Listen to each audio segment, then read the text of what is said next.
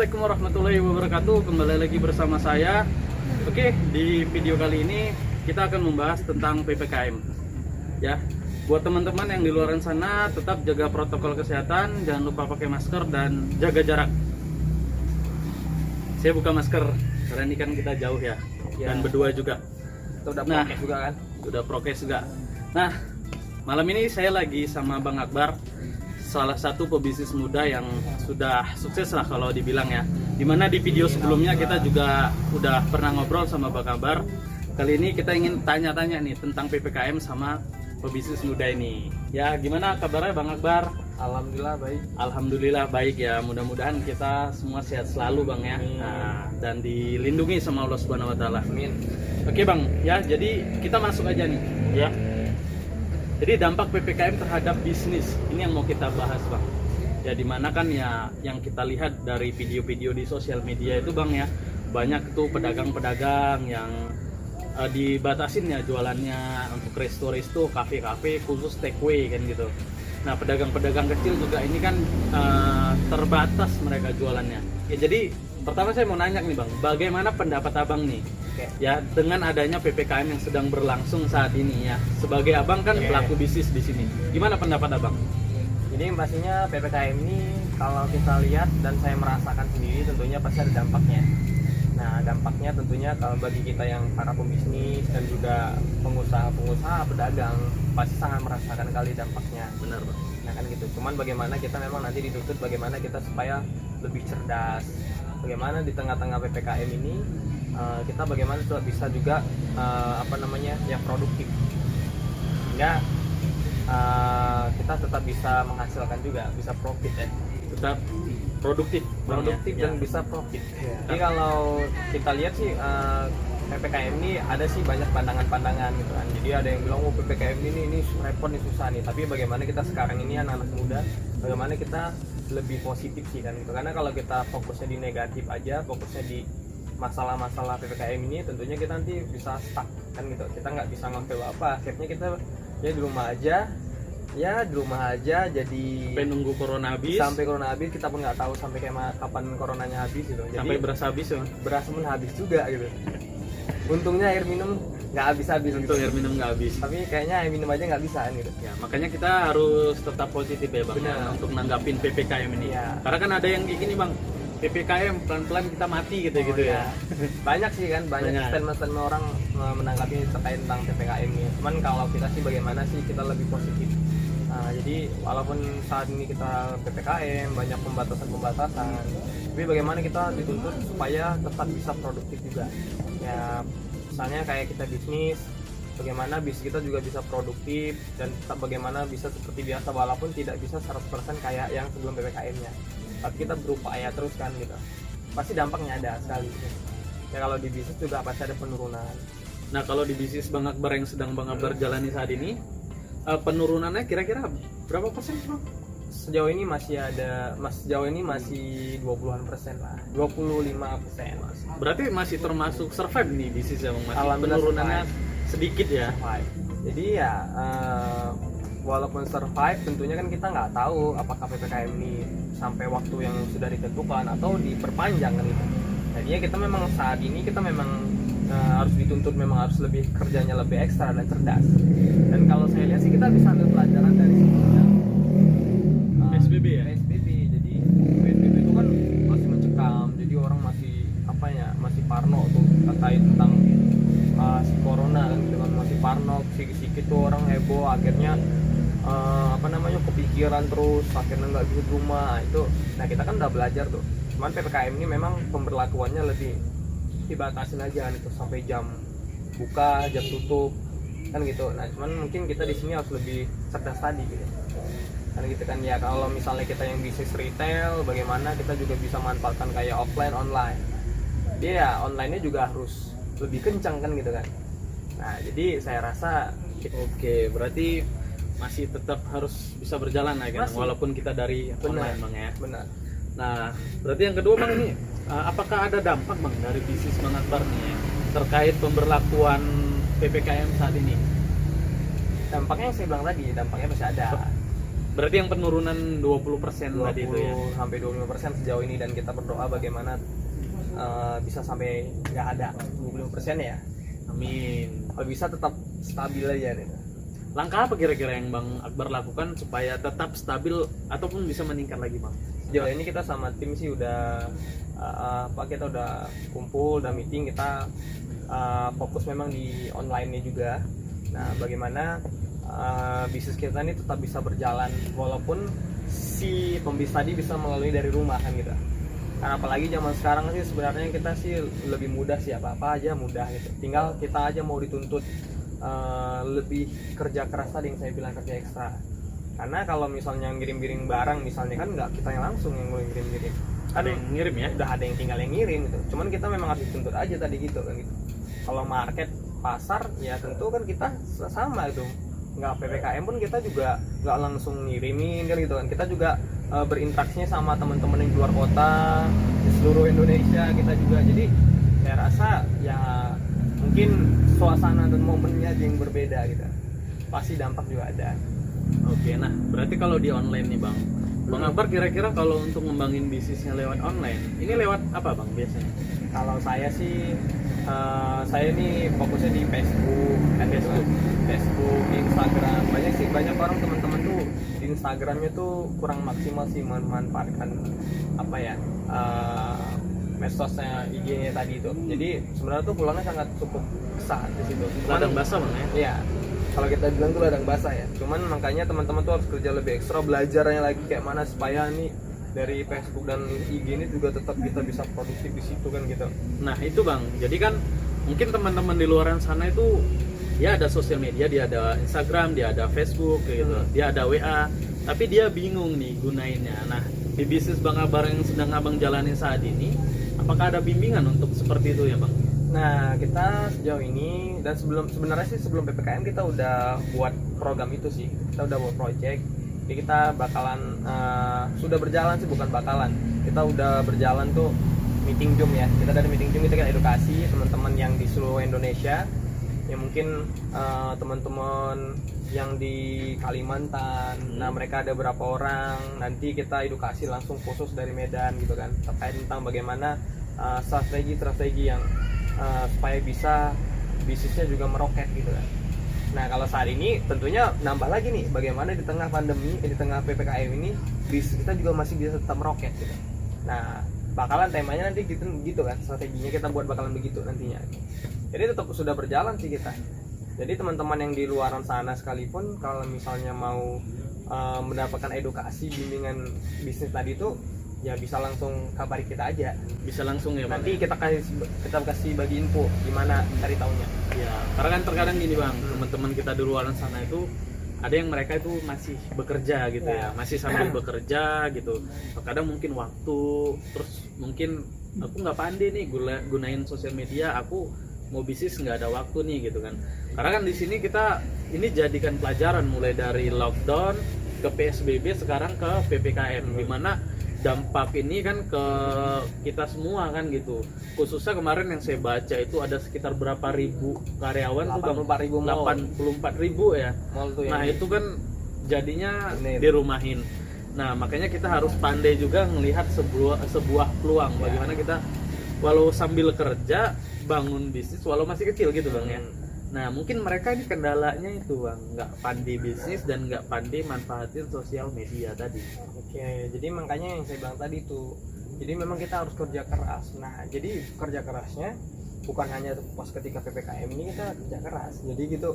Jadi saya rasa walaupun sebelum PPKM ini, nah misalnya saya lagi kerja terus saya mau belajar bisnis, nah tentunya kan saya harus harus bisa memanage waktu nih. Nah itu saya bilang kerja keras gitu, kerja ekstra.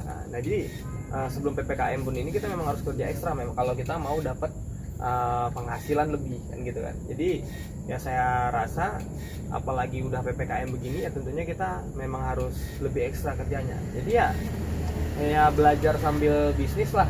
Jadi ya kerja sambil bisnis. Jadi kayak gini banyak nih bakalan info yang saya dapat tuh, bakalan teman-teman yang kerja bakalan dirumahin kan gitu kan dalam waktu dekat ini. Apalagi kalau katanya diperpanjang kan bakalan perusahaan-perusahaan akan bakalan mengambil tindakan dirumahin. Nah tentunya teman-teman yang saat ini udah mulai melihat ini harus bisa jeli melihat peluang. Jadi belajar dari sekarang, jangan ditunda-tunda, jangan nanti kalau udah di rumahin baru sibuk ya. Ya duitnya udah habis betul gitu. Jadi saya rasa jangan sampai lama gitu ya. Berarti intinya harus royal terhadap waktu. Capek-capek dulu harus masih capek muda nggak dulu. apa-apa. Capek-capek dulu masih muda nggak apa-apa.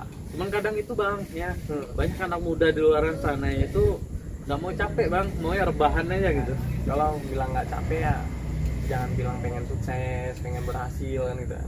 Ya pastinya capek gitu. Sampai apa namanya, untuk saat ini capek-capek dulu nggak apa-apa lah. Mumpung masih muda kan gitu. Masih kuat. 3M ya bang? 3M, Mumpung masih muda. Jadi mumpung masih muda, manfaatin masa mudanya, harus capek, harus royal terhadap waktu ya bang ya. Karena orang sukses itu dia capek itu bang ya. Ada orang yang sukses itu instan ya, nggak ada capek dan tiba-tiba sukses gitu ya. Nanti dia capek karena pasti nanti dia akan belajar lagi tengah-tengah dia lagi banyak duit. Misalnya tiba-tiba dia sukses banyak duit gitu. Nah, saya rasa pasti nanti dia bakalan capek tuh. Karena dia akan pasti belajar lagi untuk mengelola uang yang tiba-tiba dia dapat. Kalau nggak habis ya? Nggak habis. Habis. Jadi kalau sukses instan itu bentar aja bang. Bentar aja. Jadi teman-teman di luar sana harus siap berproses ya, tidak ada yang instan. Harus capek, harus royal terhadap waktu. Nah, oke, berarti untuk bisnis ini yang sedang Bang jalanin penurunannya itu kan di 20% ya bang ya? 20 sampai 25. 20 sampai 25% saat ini. Mudah-mudahan mentok di sini aja bang ya. Amin, Jangan turun amin, lagi mudah-mudahan ya. Nah, tapi ada yang mau saya tanyakan ini. Apa tuh? Bagaimana dengan tim-tim Bang Gober yang saat ini berpartner dengan Bang Gober, yang berbisnis dengan Bang Gober? Apakah mereka mengalami penurunan juga? Dan ketika mereka mengalami sebuah penurunan, ya, bagaimana untuk ngebentuk mereka supaya mentalnya itu tetap terjaga, Bang, tetap kuat? Karena kan mereka itu pastinya masih merintis, beda dengan Bang Gober ya. Bang Gober yang mungkin mentalnya itu sudah kuat, udah kebentuk kian kan gitu. Nah, bagaimana ya buat tim-tim Bang Gober yang masih pemula ini? Pastinya kalau saya bilang penurunan, pasti teman-teman kita tim pun pasti merasakan penurunan ini. Cuman sih dari seluruh tim teman-teman itu bagaimana kita sudah backup sih kan, bagaimana kita kasih pemahaman yang namanya bisnis pasti ada naik turun kan gitu kan. Nah, bagaimana kita lebih ke penguatan aja sih mental teman-teman yang mungkin masih baru kan gitu kan, ya mungkin lagi asik-asik nggak dapat profit gitu kan, profit tiba-tiba kok turun kan gitu. Nah, mungkin kita kasih pemahaman yang namanya bisnis pasti ada penaikan dan penurunan, tapi bagaimana kita bisa menstabilkan tadi itu tetap gitu, pasti ada dong. Nah, makanya kita lebih ke penguatan sih, pemahaman tadi itu edukasi. Nah, banyak kan orang pahamnya nih kalau bisnis ini, banyak orang tuh lebih suka tuh ceritanya tuh yang pas lagi suksesnya aja, tapi nggak mau belajar bagaimana apa yang harus dilakukan ketika terjadinya penurunan tadi itu, apa yang harus dilakukan. Nah, kalau yang pas lagi naik tuh apa tuh tetap semangat, tetap ini kan gitu kan. Nah, kalau lagi turun kayak mana gitu. Kalau lagi turun tetap semangat juga, tetap semangat, fokus, yakin, dan kita belajar lebih ekstra lagi dan kerja kerasnya lebih ekstra supaya bisnis kita bisa bangkit lagi gitu. Jadi penguatan sih, pemahaman ya. Walaupun tetap ada teman-teman yang dari tim kita pun pasti tetap pasti ya, 1-2 pasti ada yang mungkin belum bisa pemahamannya seperti kita sih. Oke, berarti harus benar-benar dipahami sampai mereka pasti benar-benar paham bahwasannya ngerintis bisnis itu ya harus jatuh bangun dulu. Bener. Gitu bang ya. Makanya kita lebih kasih ke spiritual. Oke. Nah, jadi kita bicara soal semangat nih bang, kayaknya kan. Nah, untuk anak-anak muda yang lagi ngerintis bisnis, tentu kan ini semangatnya naik turun. Benar. Nah, kalau dari Bang Akbar sendiri, untuk menjaga semangat itu tetap terbakar, tetap semangat berkobar, apa yang abang lakukan? Kalau saya pastinya, saya juga manusiawi kan, pasti saya sudah mengalami rasa semangat yang hilang gitu. Jadi ya kalau saya pribadi, bagaimana saya tetap bisa menjaga semangat itu, saya kembali ke fokus saya dan niat saya, bagaimana saya memulai bisnis ini tujuannya buat apa kan gitu kan. Pas ketika saya memulai tujuannya pasti ada untuk apa, dan ketika saya mulai saya tujuannya juga apa. Jadi kan mau mulai nih tujuannya buat apa, ketika sudah berjalan nih mau ngapain lagi kan gitu. Jadi kalau saat ini ya saya bertanggung jawab bagaimana bisnis yang sudah saya jalanin, yang sudah saya bagi ke teman-teman, saya bertanggung jawab dengan bisnis yang saya jalanin ini, bagaimana saya tetap harus semangat. Karena kalau saya nggak semangat, pasti teman-teman yang menjadi partner sama saya pasti nggak semangat juga. dan ini pasti akan berkaitan nanti dampaknya ke bisnis juga kan gitu. Oke, berarti untuk menjaga semangat, apa tujuan kamu di awal mulai bisnis ini, dan setelah berjalan apa tujuan kamu selanjutnya, gitu ya. Dan saya bertanggung jawab dengan bisnis saya. Bertanggung jawab dengan bisnis yang sedang dijalanin ini, makanya harus terus semangatnya dijaga benar-benar ya. Benar. Oke, dah terakhir nih Bang, ya solusi dari Bang Akbar untuk menangani terkait adanya PPKM ini untuk bisnis yang sedang Bang Akbar jalani, apa nih solusinya? Yang pasti kalau saya sih kita bersyukur ya, banyak di tengah PPKM ini orang tuh yang dirumahin ada, terus di tempat usahanya ditutup. Nah kita terus fisiknya sakit kan gitu. Nah kita yang masih bisa tetap usaha dan bisnis, dan kita masih tetap bisa produktif, dan saya rasa kita harus bersyukur di situ. Jadi manfaatkan kita masih tetap sehat, kita masih bisa tetap produktif dengan kita sungguh-sungguh dan belajar terus, kerjanya lebih ekstra, kayak mana offline dan online-nya juga kita harus kita fokusin kan gitu kan, supaya bagaimana kita bertanggung jawab dengan bisnis yang sudah kita jalani dan kita bagi ke orang-orang kan gitu. Karena apalagi bisnis yang udah kita jalan kan udah cukup lama dan cukup banyak sekali yang orang terlibat di bisnis ini, tentunya kan pasti banyak orang yang sudah tergantung di sini, yang ada yang udah fokusnya di sini. Nah kan kesian kalau misalnya kitanya aja nggak semangat kan gitu. Jadi kitanya harus semangat dulu dan kerjanya lebih ekstra, supaya apa? Supaya kita belajar menjadi orang-orang yang besar. Ya kan nggak ada kan orang yang cuman posting sembarangan tiba-tiba ada yang dikasih Tuhan rezekinya gede, enggak dong. Beda dengan orang yang siang malam belajar terus menerus, berbagi, memikirkan teman-teman yang sudah bersama dia, pasti tentunya porsinya beda. Berarti pantaskan diri Bang. Pantasan diri gitu, kapasitasnya juga dibesarin kapasitas. Oke, Bang Akbar, makasih banyak nih. Oke. Ya sharing-sharingnya malam ini, semoga bermanfaat buat kita semua. Nah, jadi buat temen ya di luar sana, ini ada pesan dari Bang Akbar, kira-kira mau nyampein pesan-pesannya Bang buat teman-teman di luar sana Bang yang terdampak PPKM saat ini Bang.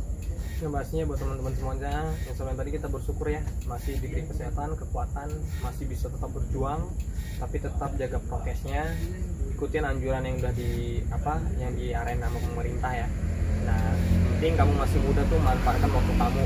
Nanti kamu di usianya udah berapa, 30 tahun, 35 tahun tuh, sebenarnya kamu nggak bisa lagi bakalan begini, karena nanti berkaitan udah stamina fisiknya. Jadi manfaatkan dari sekarang.